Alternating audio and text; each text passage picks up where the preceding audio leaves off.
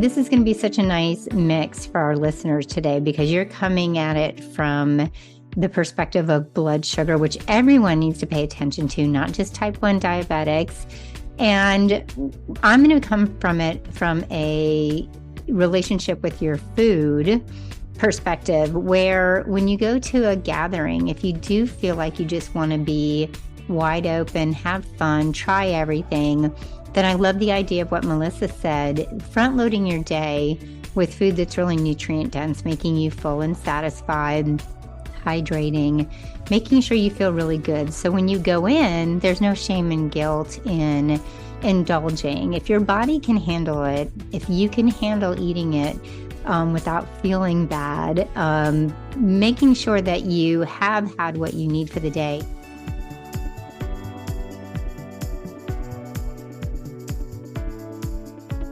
Welcome to the Type 1 and Midlife podcast. My name is Melissa Slemp, a certified nutritional health coach and the founder and CEO of Abundant Health with Melissa, where I help women with type 1 diabetes to feel more empowered and live their best life despite their diagnosis. Each week, I will bring conversations and strategies from guest experts and my experience living with type 1 for over 40 years now.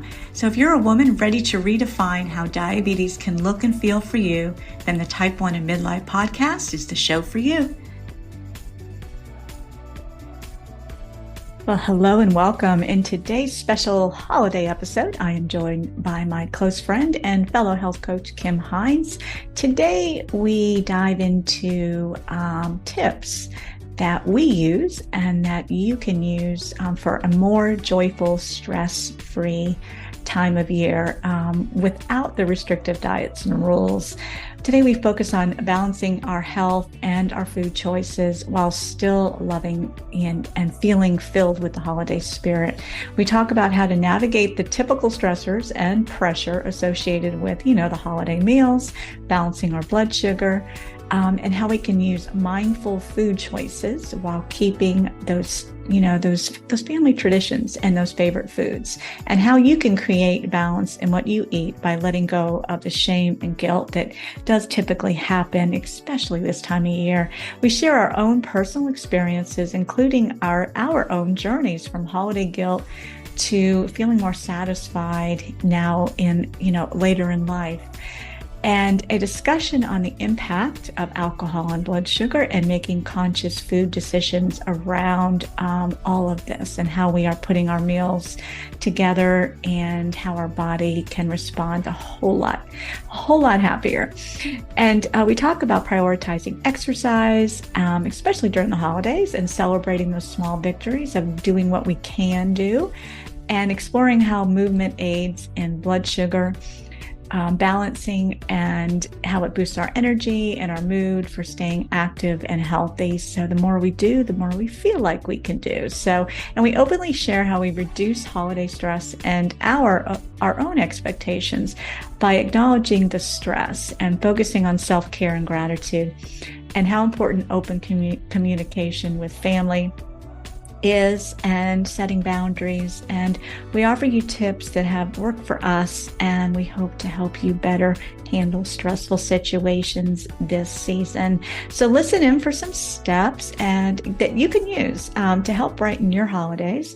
And Kim and I, we wish you a joyful and healthy holiday season filled with laughter and, of course, great food. We hope you enjoy this episode. Just a reminder that nothing you hear on this Type 1 and Midlife podcast should be a substitute for professional medical advice. Please always consult your medical professional before changing your diet, insulin dosages, or healthcare plan.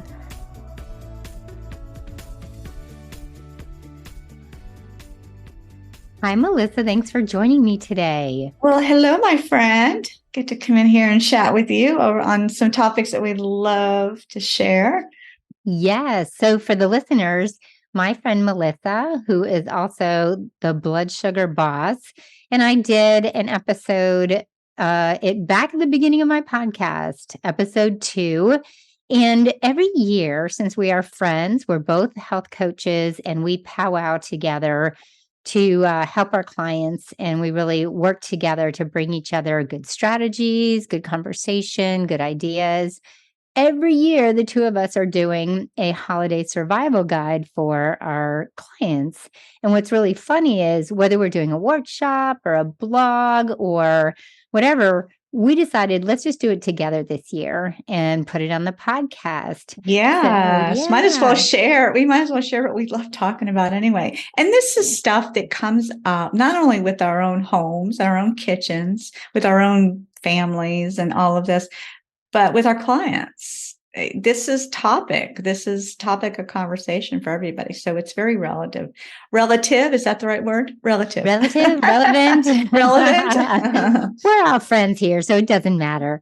But we are excited because exactly as Melissa said, this stuff comes up year after year after year. And I'm just going to share with you too, on a personal note, I have very mixed feelings about holidays, and holidays are meant to be fun. It's great to have connection. I love seeing family, but there is an amount of stress that comes along with it, whether it's getting ready for family, whether it's cooking, whether it's worrying about eating, all of those stressors that come in.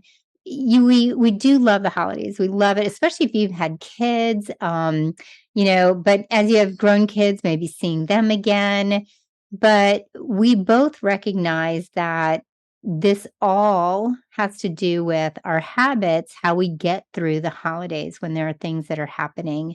So, Melissa is really a great person to talk about some of the things with food because we are starting off. What's the number one thing we think of, especially going into Thanksgiving, which when this podcast drops, we're only going to be 3 or 4 days away from Thanksgiving. And we have such an opportunity to both enjoy our food, but also pick choices that'll make us feel good.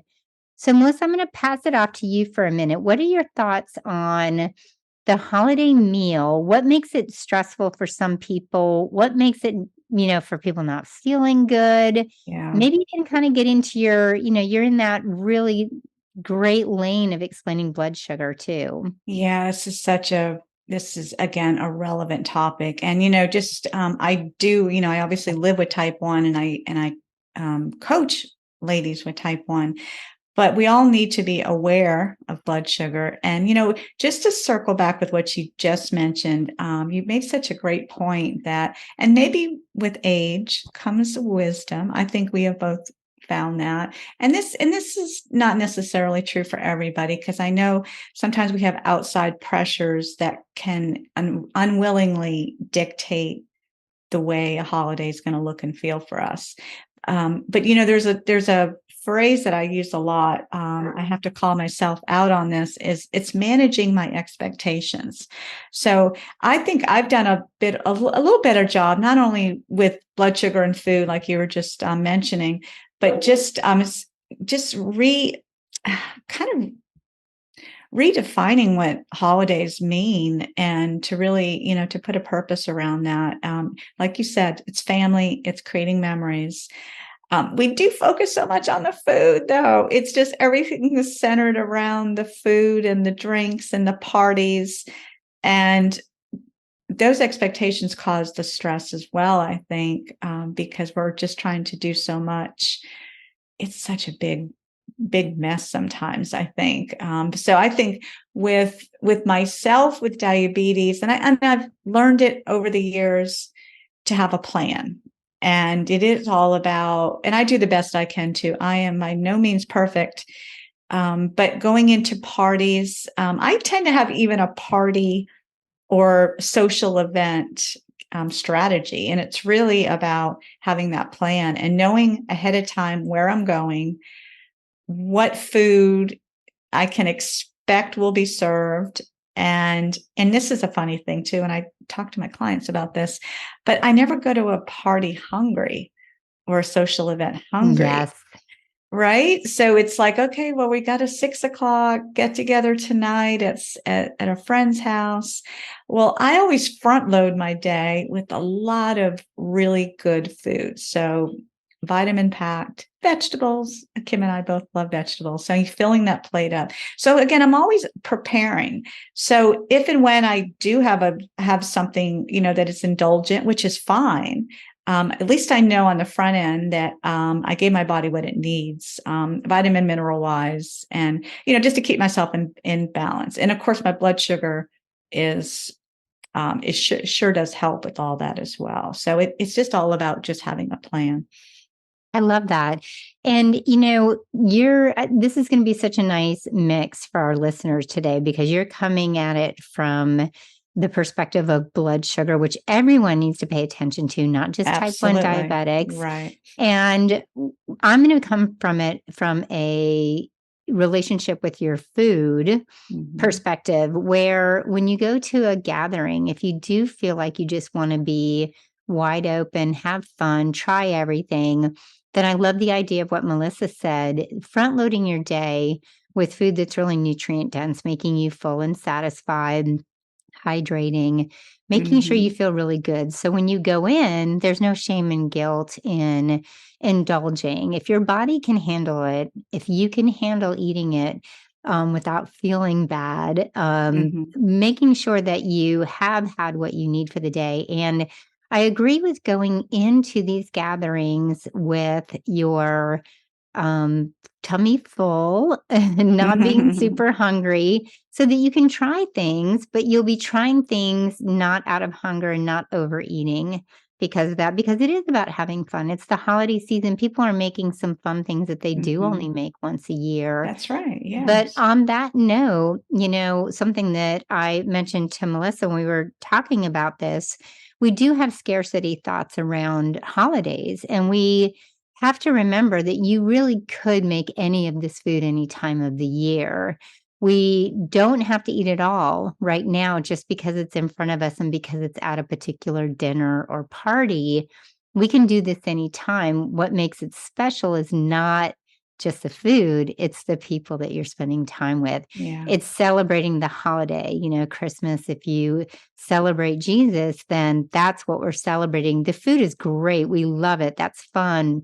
Breaking bread together is what we do. We connect, but also just putting in perspective, hey, I can have leftovers. I can eat this when I get hungry again.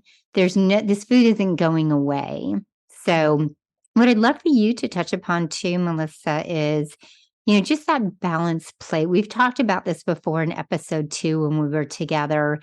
And you brought up a beautiful point about having this balanced plate. And I think it's completely doable at a holiday meal also. Absolutely. And it goes back to knowing food, right? To recognizing, what a protein, what good, not bad or good carbs, but better choices of carbohydrates that are, and we all know that at holidays, there's not a shortage of carbohydrates, right?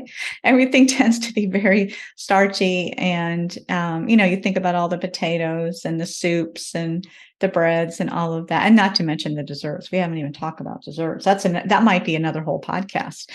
But it's, it really is about recognizing what that balanced plate looks like. And I think it's a good idea to maybe, obviously practice that at home, get used to what is good food to choose from, so that when we go to events, parties, social events, or maybe it is your own kitchen for, the holiday meal, is to have that plan, to really recognize that, you want to have plenty of vegetables as part of your meal and to have a good source of protein, whether that's animal protein or some plant-based protein, whatever your choice is.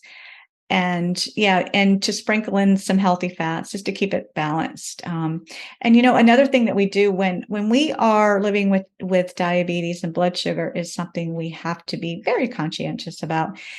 This is fun because this is definitely something that I do. I give myself an allowance. So if I am enjoying a meal, so this is the main meal, I'm picking out, I always go for vegetables first. And this is funny, ladies, because this is what I do anyway. So my rules don't change. My approach doesn't change for the holidays. It's just different foods that we're choosing from, right? So that's the only difference. It's just that the choices are more abundant. And like you were saying, it might be things that we're not used to eating year round, but you should still go into it with the same enjoying it, choosing what you think you're going to walk away with a little bit more satisfied. And then, another whole part of this is portion control or portion. And I don't like the word control, but portion, just being conscientious of your portions. And I know you brought up a point about, you've talked about just the whole process of eating. The first bite is amazing on the taste buds, and you can probably correct me on these stages because you're the expert. But that's a good point too. It's like when you have such a broad array of foods to choose from. What I do as well, even in my own kitchen. So if I'm cooking, I'm going to look at all the choices, and I'm going to make a conscious decision. Okay, what will I really, really appreciate eating tonight? What's going to really satisfy me? So my choices tend to be, okay, well, I'm going to skip the bread because, again, bread to me is just something you can have anytime. So I'm willing to give up the carbohydrates from the bread and maybe have some sweet potato casserole. I'm just using examples. I'm not sure what everybody's menus look like today, but maybe I'm thinking of my own.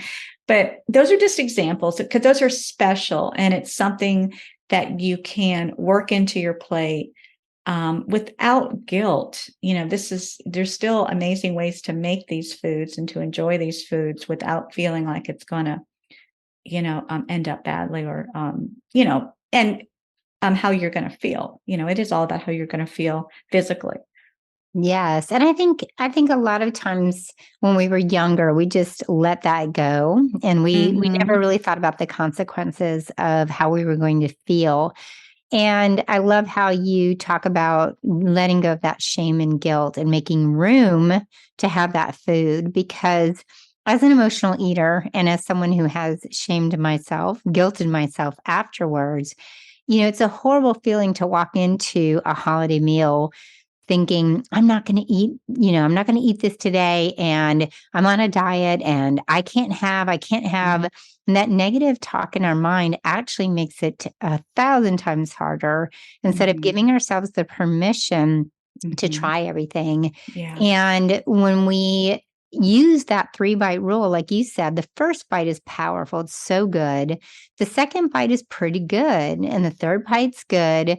But the more that we're eating on that plate, if it's really piled high, the more it can become mindless, and we start to let go of our fullness cues. We already have hunger cues probably leading up if you're, waiting around for that meal, and it's at 4 o'clock and everybody says, don't eat because we're going to have our meal soon.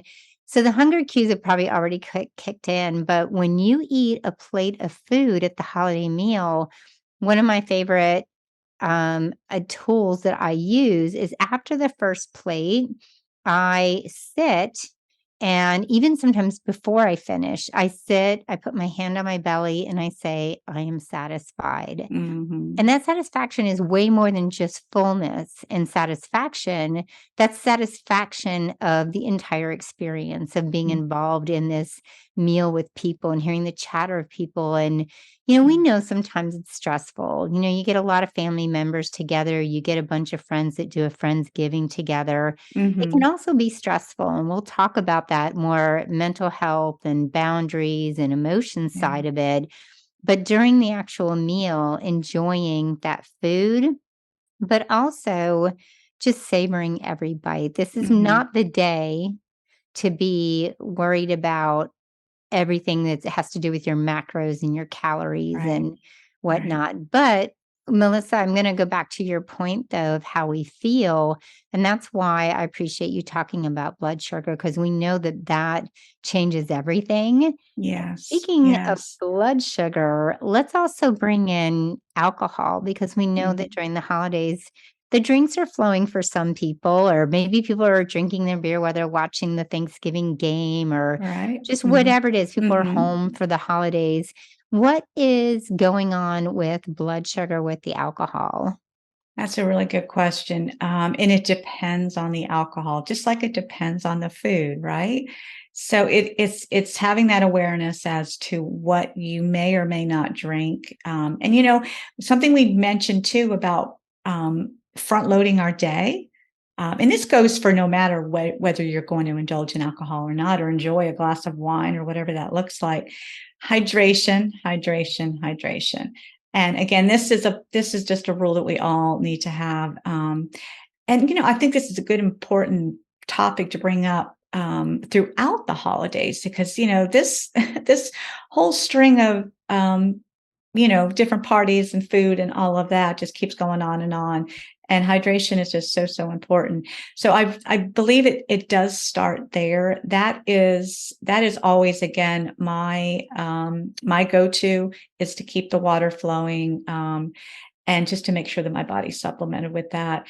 Now, alcohol is, it can play a factor with our blood sugar. And again, like I was saying, it depending on what type it is. Mixed drinks tend to be sweeter. Certain beer definitely adds some carbohydrates to what you're indulging in. It's important to be aware of what type you are talking about, and to maybe do some research, or maybe to reach out to you, Kim, and you can help to inform them on what are better options if they decide they're going to be drinking. And the way it's, and we our inhibitions kind of lower. When we're hungry, we eat more. And I should say, when we drink, we tend to eat more, and then that just kind of lowers the inhibitions, and that can be a vicious cycle, and it definitely impacts the blood sugar. Because another important factor that I wanted to mention before we moved on from this too is when our blood sugar is high. And again, this can happen for all of us, whether or not you're monitoring like I do or injecting insulin like I do. When our blood sugar runs high, and it's more apt to do that when we're eating foods and we're out of our routine and we're enjoying things that we don't normally do for, a holiday meal. Well, guess what that does? That just it signals the brain and the liver to want more food. So that is a vicious cycle, especially when you have diabetes, because it's meaning that you're going to have to, your body's going to require more insulin, to use that food for energy. But guess what? It's happening for everyone. So living without diabetes, this rule applies. So it's something to be, again, conscientious about, knowing that the more whether it's desserts, carbohydrates, all of those foods, but the more you eat, the more your body's going to want. So those cravings are really, really going to kick in, not just mentally because you're surrounded by the food, but physically, it is going to prompt you to want to eat more. And that is that's a fact. I've experienced that. So I'm like the guinea pig. Definitely. I agree with you. I think it does prompt, and I love the word inhibitions, because when we drink alcohol, it does lower our inhibitions on many levels. Mm-hmm. So not only is it lowering our inhibitions, I read somewhere an article that said on average, people tend to eat about 300 to 400 more calories than they would if they were not drinking. And Mm-hmm. that's a meal right there. Sure. That's a small meal. Yeah. And again, we're not calorie counting or doing any of that, but it just is putting in perspective that you're eating an extra small meal if you're not really paying attention. Plus, I know this is jumping into another part of what we're going to talk about today, but lowering your inhibitions. And, when you get a lot of people around, people who might push your buttons a little bit, or there might be triggers, and then you have alcohol in your system, things might be said you didn't necessarily want to say, or other people are saying them, and you're not reacting as well as you'd like to. And we'll talk about that. But I appreciate you bringing that up in the hydration. The other thing with alcohol that I find interesting is there is another fact too that alcohol is not really out of your system for many, many days. So Mm-hmm. just like eating the sugar, just like eating the processed food, your gut gets very used to it and wants it. And the more you can just go a few days and all of a sudden your gut's already asking for it. But the same Mm-hmm. thing with alcohol. Your body's Yeah. going to keep asking for it. So, Yeah. and it's Yeah. okay. All of it is okay. There's nothing in this show today that we want to share with you to feel like you shouldn't do certain things. We're just giving you this bulletproof vest to keep you Mm-hmm. safe and keep you a little bit more comfortable and to keep your Right. body feeling a little better. Because something that we didn't talk about too is this mentality going into the holidays. Well, I'm just going to blow it out all through the holidays and I'll start over January 1st. Very When in true. Yes. actuality, if you can just be having a really great time, enjoy your food, and not feel like you're just letting go, there's no starting over because you're just moving on and living life. Because this is going to happen again around Valentine's Day. It's going to happen at the St. Patrick's Day party. It's going to be happening Cinco de Mayo. It's going to happen all the time, your birthday, your kids' birthdays, your friends' birthdays. So just having a way of, I don't love the word moderation, by the way. I think moderation is actually almost another diet term. What I love is doing the best you can to treat your body really well, but also living life at the same time. Yeah, I totally agree. It's, it really is. And you made a really good point because there is always going to be an opportunity. That's what life is. It gives us an opportunity to be challenged and to get off course, to get off track. So it really is about, and this is the way I know you live and coach as well, is we help just build that foundation where you've got all of those, that framework in place and still using the 80-20 rule. Because guess what? Kim and I aren't perfect. Guess what? Hello, Kim and I aren't perfect. We mess up too. We enjoy life. But it's just like you said, it's awareness. It's talking about it. It's being aware of what is about to happen that day or what is going to be, the opportunities that will be put on your plate or surrounding you. And just to recognize that, to me, that's empowering. It's more empowering, I think, when you can go in realizing who you are, what you need, and how you want to feel, not only at the end of the party, but at the end of the year, right? So December 31st, going into January 1st, that new year. So where, because these years can really compound, don't they? And for a lot of people, it does. This is that constant trying to reinvent themselves in January every year, which is, Right. yeah, it's real unfortunate. You can start over, by the way, on a Tuesday, on the 25th of a month, on the first of a month. It Any doesn't day. have to be the first of the year. Mm-hmm. And I don't like to call it starting over, redo or anything, because that implies that you made a mistake. You learned a lesson and you get to reset from that Yeah. anytime you want to. But you Yeah. also can go into these situations knowing that you can enjoy. Because when you have pressure that may be happening because of family members or just, maybe social anxiety walking Mm-hmm. into a party or whatever, and you Mm-hmm. compound that with the stress that you may feel over food, it's just Mm-hmm. not worth it. It's not worth to have all of that. So we want to help save you from some of that and have you have some tools to think about so that you can plan going in. Yeah, So we're most still like, definitely. yeah, we're talking about all these physical things. So let's wrap, and we may be, popping back and forth between these topics, but speaking of the physical side, we go into these vacation times with, changing our routine. So that's a whole nother part of this is, can you stay on your routine? And let's talk about Mm-hmm. movement and exercise. So do you have any tips, Melissa, on staying on track, even if you have family in town, you have people staying with you, you're Mm-hmm. someplace else? Mm-hmm. Yeah, that's a great question because things can get missed, right? Inadvertently, we can miss that fitness class or that afternoon run that we like to do, or, whatever that looks like for everybody. I'm still a big believer, even when there's these events that will pull us away or our schedule gets missed, is to continue putting it on the calendar. even if it's for a shorter stint, let's say you're used to doing an exercise class 5 days a week. Well, maybe this week maybe you can just schedule 3 days a week, so I think when we get to that point where we just step away completely, I think that can be a downward spiral. Because it's important to have our hand in it somewhere, even if it's less time, but still, do the best you can, make it as much of your routine as you possibly can. And again, celebrate how you're feeling. Again, it's another chance to feel empowered, knowing that this Yes. is part of you. It's part of what makes you tick. It's what makes you do what you do and feel your best, sleep your best, all those things, is if this is part of your schedule on some level.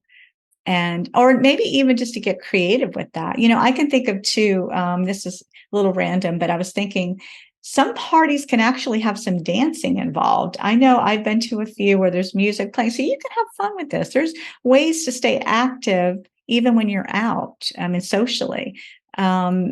Yeah, so I think it's a chance to maybe explore different ways to stay active as well. That is wonderful. I love the idea of just getting something in. But I'll give you the other side of this too, coming from my background of very often getting so stuck on my workout routine that I struggled to go anywhere. It actually made me stressed out to go somewhere and to not have the same routine. And so I encourage you, let's say you're traveling. I'll give you a great example. I was at my mom's house a couple weeks ago and I didn't go to the gym. I didn't lift a weight the whole time I was there, but she has a really pretty neighborhood. So I walked as anytime I could slip out and walk for 15 minutes, 10 minutes. It doesn't matter if we spread that out throughout the day, you're still building those steps up. So if Absolutely. it's going to Yeah. stress you out really badly, then just do what you can do. And also know that if you are someone who's on the opposite end, some people, just getting into a routine and they do need to keep up with it just to keep that consistency. But if you're on the opposite end, you're lifting all the time, you're working out all the time, it's okay to take a few days and actually enjoy that time. So it depends on where you are. So make this, when we work with our clients, we're working individually with people who we get into their life, we get into their story, their day-to-day living. And so you have to make it relevant for you. Which one of these scenarios is going to work best for you?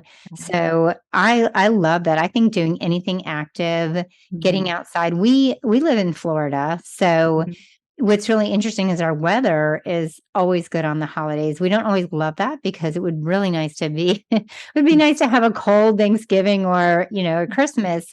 But at the same time, we're very blessed. We can walk right after the meal. True. And So true. yeah, and Yeah. the walking, we bring that up a lot because going back to what Melissa does so well, walking helps balance that blood sugar after the meal. It It sure also helps does. if you're having a little tension, get out of the house, clear your Mm-hmm. mind, when we go home, who doesn't feel 15 years old when they're around their parents? I mean, we all go back in Just a matter time. of fact, isn't it? Yes, Yeah, we just feel that absolutely. way. And sometimes you Mm-hmm. need to walk away. Yeah. Our parents have the best intentions. And I know I do Mm-hmm. it to my kids. I tell my kids, I'm sorry, I know you're going to always feel like a kid. We get back together, but everyone has the best intentions, but sometimes you just can walk away and take a little bit of a Take that break. space. Absolutely. Yes. Yes. Yeah. To regenerate. And chances Yes. are it's going to help. It helps everybody involved too, right? It You does. may or may not invite them to go for a walk with you. That's another whole part of it. Yes, or go to the bathroom Right. and shut the door and give yourself 5 minutes of breathing and tapping. Right. That Find leads a us, way, right? Yeah. yes, I think that actually brings us really nicely into the mental health side of this. And the mental health also relates to the food, right? Because if we're not Mm. feeling well from food, we're not going to be feeling well with how our feelings and emotions are being handled.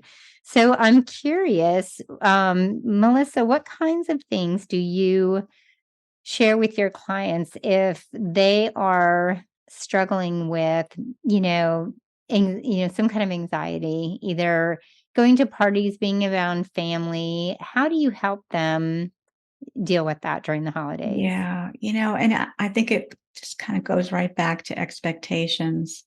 And I feel everything starts with gratitude as well. I know I start my day in prayer with gratitude and just being thankful for, in this case, maybe it's time with family that you haven't seen in a while, and just treasuring that time, even though it may not be exactly what you would expect it to be. There's no perfect visit with relatives. And you think about just the whole idea of where you are, what you're doing in the close space. So there's a lot of different factors that kind of affect how we're going to kind of feel and kind of bounce off of all that.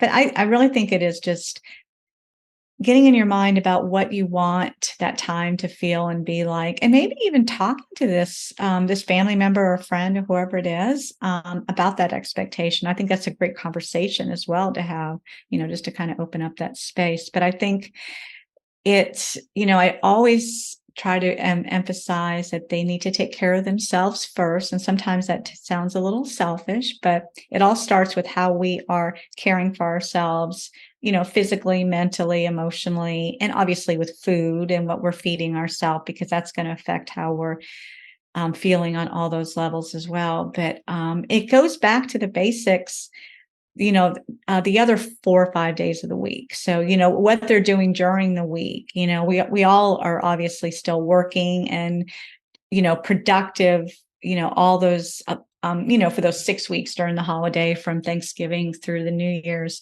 So I think it really is important to just, to stay, to try to stay centered and to keep the focus on that. Yeah. That's beautiful. I think that is some really amazing wisdom, and I appreciate you sharing that. I love how you talk about expectations. That's come up twice. And I think when we think we know an outcome, or we think we can predict an outcome, and we have these very high expectations or very low expectations, we can be disappointed so easily. So coming in with an open mind and coming in with being the most present person that you can be, I think is so important. And when you're around other people, we are all full of flaws. We are all, we all have something going on. And as Mm-hmm. much as someone might be irking you, you might be doing the same for someone else and not knowing it. Absolutely. You like that word, irk? Irk, I like that. Yes. But what I think is really important, and I was sharing this with a client recently over a different situation, is that when we let go of trying to control what people are, what we want them to be, and we just allow them to be who they are and understand that they are working in the capacity that they can. We all are literally working within just the capacity that we can at this point. So true, And Kim. Yeah. there's a really great affirmation that we used so that she could just have an open mind and some love. And the affirmation, and this is not verbatim, so I'm going to just do the best I can on it, is thinking of that person before you even go into the Mm-hmm. situation. I see you for who you are. I release you. I forgive you, and I love you unconditionally. Mm-hmm. And you can do that from afar. You don't have to be right up in it all the time. You spend that time over the holidays. And if there are certain people you need to, put some distance in, you can do that. But loving people for who they are and understanding that you can't control them, but you can control you and Mm-hmm. how you react to it and your thoughts so that you don't increase that stress. Because Melissa and I talk so much about the hormone cortisol and how that affects you. And when you are stressed out, you can't say the kind and loving things that you want to say. You can't make good food choices. You're going to want that extra drink and that Yeah. 5 extra Christmas Right. cookies. Right. So I think I'm going to go back to, I love gratitude. Melissa, thank you so much for bringing up gratitude. I think it really helps when we can be thankful, and Mhm. it helps us give compassion. Yeah. Yeah. So, I am curious, how do you feel about Have you ever had a situation where you felt like you might have to set some boundaries in any of Mm, these situations, whether it was food, people, comments? Have you ever had to deal with that? absolutely. I think boundaries comes up. I have a small family that live close by, so I do tend to see them at the holiday time. And it's taken me years to get here because it used to be a lot more. I guess stress is the word. Just, you know, the conversations never seemed to go the way I would have hoped they would. And just creating those boundaries as to what your heart doesn't need to hear or be a part of.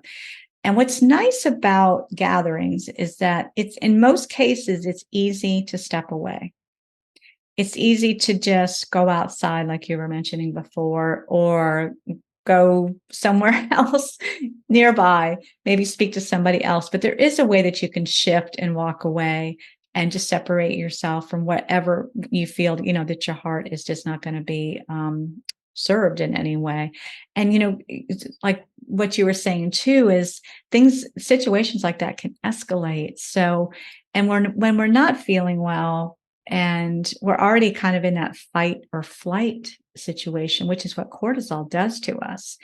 It just compounds what that conversation could be or that interaction that you could have with somebody. It's just so important to count to 10. This is what I've done. Just close the eyes, do a soft breathing, say a prayer, and just pray that you can just calmly not get ignited by these words or the situation that you're in.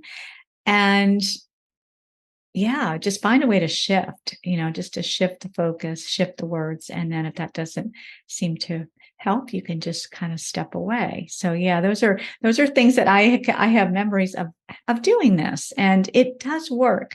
And I've had memories of not doing this, and I've learned from that. And it really can ruin a time together that really should be joyful. And then, another thing I think we have to think about is that it's not just you and maybe a certain family member or friend or whatever that confrontation may happen, that stress that you're feeling. There's a lot of other people, generally speaking, in that home, in that atmosphere. And it's important that everybody, can get the most out of that day. So I think it's important too to be mindful that it's not all about me. It's not all about us. It's not all about our feelings because there's other people involved as well. So again, love, right? Yes. When in doubt, love. Sending that love outward. I really appreciate the tips about the breathing and praying, and it can be a challenge, and I think Mhm. it's good to do as much prep as possible. And thank you, by the way, because you just mentioned the times when you didn't do that, and Mhm. I think it's important for everyone to understand we can share all these tips with you, and we've learned the hard way. Our clients have had to learn from us and our mistakes, and Mhm. they've been through it. Mhm. And I think that when you've been through something where someone says something and you have a reply instead of being calm, you end up feeling upset with yourself because Mhm. you've helped to escalate the situation, or you feel like it made you look a certain Yeah. way, or it's unfortunate because you may even just be defending yourself rightfully. But there are sometimes personalities where it doesn't matter what you say, Mhm. you're not going to feel justified. So it's sometimes better just to take care of yourself, which doesn't mean somebody else is right. It just means that you're strong and resilient and you know yourself, and you can be comfortable and love yourself enough to not engage in that situation. Right, right. Totally And agree. yeah, Yes. Yeah. That's so good. and like I mentioned before too, I think it's totally okay to excuse yourself to go to the restroom and sit in the bathroom and take a minute for yourself. And you can do some meditation, you can do some tapping. And I love tapping. That's one of the things I do with Mhm. my clients, Yeah, and it's another great tool. breathing. And like you said, stepping away. I think that's amazing. So, one of the things I did want to bring up is I wanted to tell a story. because I think humor is also one of the best ways to deal with some really crazy stuff. And I love people who have like a sarcastic sense of humor and they find ways of turning a conversation even when someone's being ugly into something funny. I'm not Mhm. that quick. I'm just going to be honest with you. I don't have that wit. I don't have You don't that have that quick. tools. Yes, and my particular inside goes when somebody says something. It doesn't. I have to talk myself off the ledge. But a story that my husband Mike told me that is hilarious, and I can't name all the names to protect the innocent out there. But Mike and I both were married to other people before, and this is our second marriage. And he was just telling me a story about one of the Thanksgivings, and his mom, who I love dearly, was helping. I guess the turkey had gone in, and Mike's ex-wife was cooking the turkey and doing this big meal. And I'm sure she's an amazing cook, just knowing what I know. And, Mike's mom was trying to help and pulled the turkey out too hard, and the turkey rolled onto the floor. Oh, wow, wow. And Right? some people in the room got really upset, and it ruined the day, while other people Mm. kind of picked it up and laughed, and were kind of doing the 7-second rule. Yeah, right. And so, by the way, I know that house was spotless, so the 7-second rule would have been fine. But, what it made me see in that story, though, I laughed out loud. I thought it was the most hilarious thing, but it made me see that we have choices in how we see what happens in a day, what happens to us, what happens when someone speaks to us. We really have a choice, and you can go Yeah, one way or the other.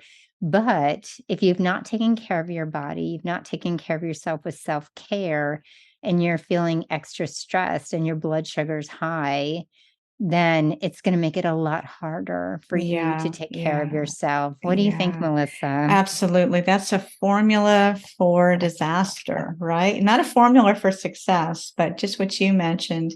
And doing the opposite it would definitely be a formula for success. And too, I want to remind, Kim and I are work in progress as well. I was just thinking back to the story I shared about, some different memories I've had with family members at holidays. And it's work in progress. And, it's things that we just continue to build on because every year things are a little different. People are changing lifestyles and, just different stages of life with our family members and stuff. So it's just nice knowing that going forward, I feel like I'm going to be more equipped to handle that time together. So it doesn't mean that it's something you can just mark off your list and say, okay, I'm good. No, it's who we are as people, and situations like that, even if it's not just, and it's not just the holidays and gatherings, it's relationships and how do we interact with one another in general. These same tips can be used and thought of any day of the week, any day of the year. That's so true. And what Melissa and I learned when we went to integrative nutrition school is that there are so many facets to your health, and your health is not just food, it's not just movement and exercise. There are so many other aspects that come into play that we've tried to bring to you today that tie in together to make you feel strong, resilient, healthy, balanced. And we really didn't even get into hormones, but we know that a lot of this affects our hormones when we are doing this on a day-to-day basis. So Melissa, Yeah, you bring yeah, up, yeah, I'm gonna just you mentioned hormones. I think that was the first time we mentioned that word today, which is kind of crazy, isn't it? I know we talk about them all Because the we time. do. But it's interesting because we're both in postmenopause. So I think back to previous holiday times. So this is all coming together because I didn't know myself as well in those days or the impact of hormones. But that is something to be very, very aware of and keen on really where we are with our hormone levels and how it does impact really how we behave. And I mean that with kindness, to self-reflect and to look at that because that could definitely be one of our triggers, one of the reasons why. I think that's great to mention. I think that's really important. So it's interesting because as you were saying that, I was having a memory of something that I used to do. My mom, by the way, is the most incredible. She makes cookies for Christmas, and she would bring like 10 tins of different types of cookies. Mm, And I would play that binge restrict game with myself where I'd go as long as I could without eating them because I wasn't going to have any Christmas cookies because I knew what would happen. One would turn into 10. And I remember one time when I was just kind of embarrassed because everybody thought of me as the healthy person. I had that healthy identity that I was trying to keep up. So I wasn't eating them, but I was sneaking them when people weren't around. I was mm, still having them. And I've learned over the years that just having that cookie, sitting down with someone, enjoying it with people, not worrying about what people think, but worrying about actually enjoying it kept me mm, from having the 10. It brought me back to the one. And so when Melissa brings up some of these situations that she's gone through, I bring these up. We're just trying to share with you. We have gone through it. We have found the bridge to make us feel better. We have found the way to make it feel better in our bodies, yet mm. also more enjoyable.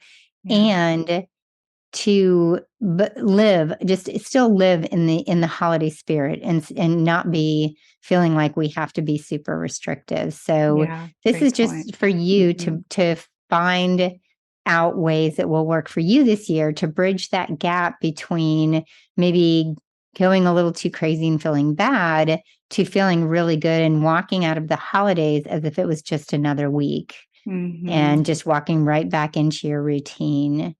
So Great that's another thing points. is, Yes. yeah, having your routine and Hmm. doing the best you can. One last piece that I'd love to bring up is, when you're around a lot of people, finding that quiet time for yourself is always very important and finding a moment to yourself. So starting your day with a routine that will lead you into the holiday day after day after day during that vacation or that time with family in peace, whether it means journaling, doing your devotions, getting into the word, praying, meditating, Hmm. but bringing yourself into this day in peace. Because when you're Yeah. running around chaotically and worrying about just getting the meal done, then you're coming in a frenetic mode. And Melissa, how about you? How do you go into Yeah. those days? You brought up some really, really good nuggets there. And it reminded me of we really need to recognize what our power source is. And I'm all about balance, especially, I'm living with diabetes. It really is trying to stay as close to the routine and those habits the best we can, because that it makes everything else run a lot smoother. And it's so easy to get off course. So I think, and especially during the holidays, that's something I definitely, again, that word front load. I front load my, the plans. And and something we didn't even mention was maybe saying the word no with Yes. holiday invites. There's a And boundary. There's a I boundary right there. know, and No, I thank just you. thought about that. Yeah, and just say, and really, and sometimes we have to make that decision with a spouse or other family members, but really recognizing what's going to best serve, your time and your energy and, just, whatever that is. To do less. I'm all about that. Yes. To attend less parties, to go Oh, to, you're talking to the girl who likes to be in her pajamas at 7:30 at night. right? So I get it. I get it. I love that. I think that's really an Hmm. important tool right there is it's okay to say no and not have to accept every invite. Right. Yeah, and I know sometimes Yes. there's a little family pressure, but when it's regular parties with friends, people are Mhm. very understanding. There's so much going on during the Yeah. year. Yeah. Yeah. It's okay to Yeah. say sorry, sorry, sorry that we'll miss you. Yeah. Yes, and there Yeah. are so many beautiful ways to say it. I appreciate it so much. We've Hmm. got so much on our plate this time of year. Hmm. Let's get together for coffee after the holidays. There's There so you many go. I different love ways. that. Right. There's other ways to come together for sure. Yes. Yeah. So, Melissa, thank you so much for contributing to this conversation. I think it's funny we haven't done more together since we do this separately every Hmm. year. And is there anything else you'd like to add to our list of things? before we close? Yeah, I love that. I think I'm going to kind of circle back to just setting those expectations. And now is a good time. I know by the time that this show will air, it'll be right before Thanksgiving, but it'll be before dinner time. So it's a good idea to just center yourself, take a closer look at where your heart is, what you can give and do for others during this holiday, which is the most important thing. And I think sometimes when we take the pressure and the spotlight off of our own needs and feelings, we can better serve and be happier. It's amazing how that really does fill our heart. So yeah, just to have a plan and to go into it with a lot of just hope and grace and love, and just be very grateful for the time that you do have with whoever you decide that you're going to say yes to this year. That's wonderful. I appreciate that. And I know listeners, you appreciate having all those tips. And the last tip and only tip I have is you do not have to be perfect with the meal you're preparing, the food that you're eating, everything that we mentioned. Perfection is not required. You are doing the best you can every day.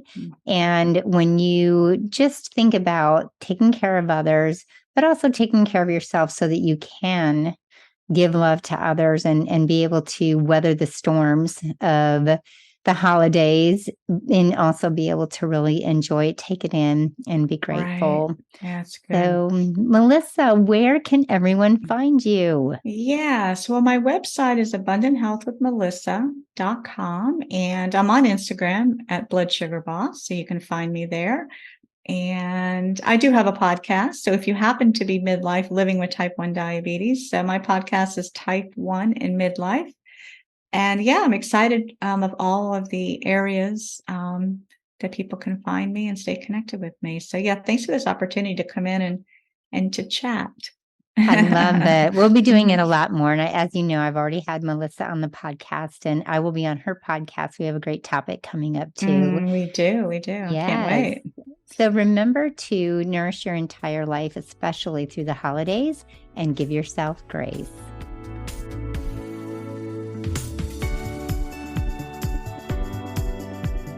Thanks for tuning in to the Type 1 and Midlife podcast. And be sure to subscribe, rate, and review right here on iTunes. And you're invited to connect with our Type 1 and Midlife community on the free Honey Health app. Here we discuss the podcast topics in a group chat, a chance for you to ask questions and take action on what we share here on the show. You can find the app link to download for free right here in the show notes. And for free resources, you can visit me at abundanthealthwithmelissa.com. And your support means so much. Thank you.